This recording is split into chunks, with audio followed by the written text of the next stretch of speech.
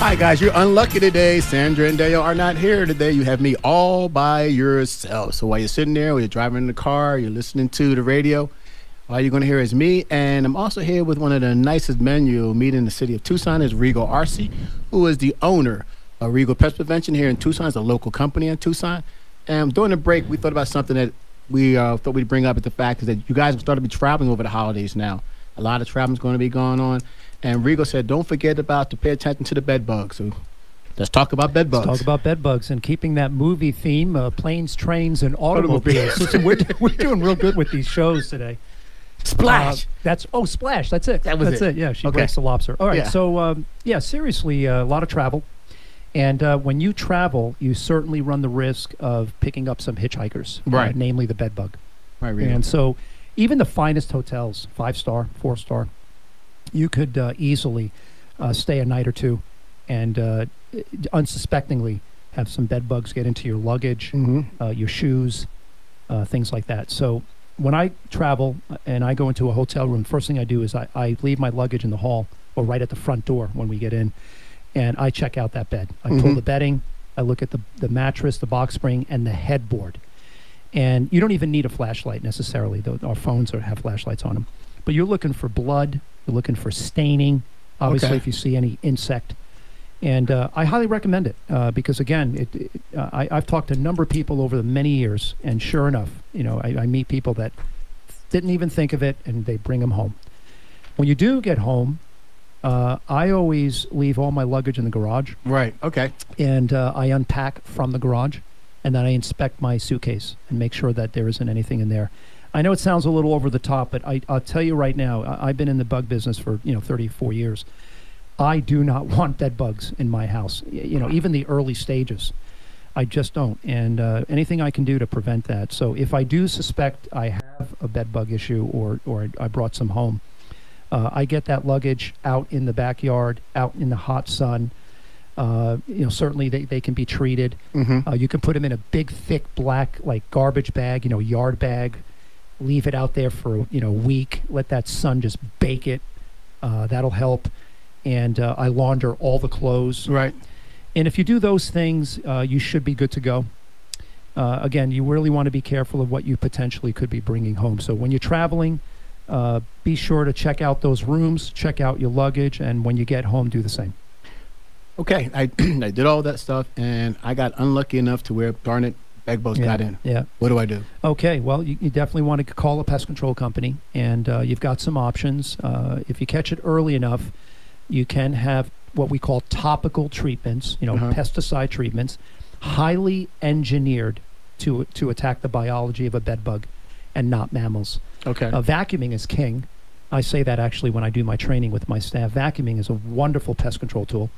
And sanitation, heavy sanitation. You could even get out a steamer, like when you do your clothes instead of an iron. Some people like to use a steamer. You can steam the mattress and the seams and all of that. So vacuuming, steaming, cleaning. But ultimately, you may need some minor topical pesticide applications, and there's very strategically engineered safe materials that are available today. In severe cases, there's some excellent technology where there's a heat treatment, where there's actually these devices that are brought in, these machines, that generate a significant amount of heat, 120, 140 degrees. And they close off the room, and that heat gets in there. They measure the temperature, and that kills off the population as well in severe cases. If I had bed bugs in my one room and I hear it, I call you, am I allowed to go in and get my clothes and change somewhere else, or you want to stay totally out of the room? Yeah, typically what I tell people is don't move anything. Stop, because what you run the risk of doing is transporting them potentially from one room to another. Okay. So if you notice it, stop. Don't do anything.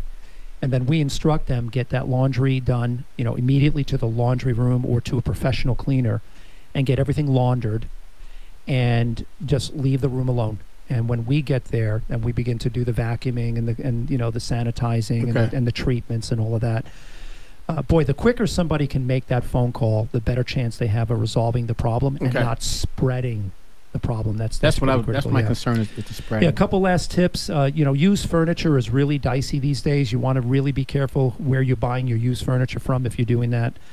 You'll notice today if you go to bring a mattress to Goodwill or something like that, they don't even take them anymore.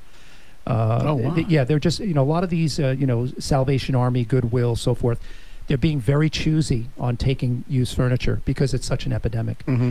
So you want to be careful. Teddy bears, very popular transporting. You have kids sometimes in, broken marriages, for example, and the kid staying with mom 1 week and then the dad the next and so forth. One of them has a bed bug problem. The kids come over, stay the week at dad's. Next thing you know, dad has the bed bug problem. They're getting moved around. Right.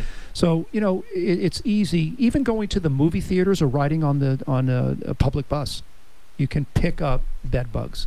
So, just like washing our hands, with this, COVID time that we've lived in for the last 3-4 years. Yes. Watching where you're sitting and what you're touching, and it's just part of, good hygiene. Yeah, good But it's hygiene. also Okay. part of, making sure you're not picking up anything. And that's just the world that we live in. When I'm going to my bed, I'm sorry, guys, that we're talking about bed bugs. I'm getting all interested in it, so I'm asking a little bit tighter questions. I go into my bedroom. What does a bed bug look like? So a bed bug is going to look like a red tick. If you've ever seen a tick, it's going to be more in the reddish color. Okay. It's in the true bug family, so it's literally a true bug.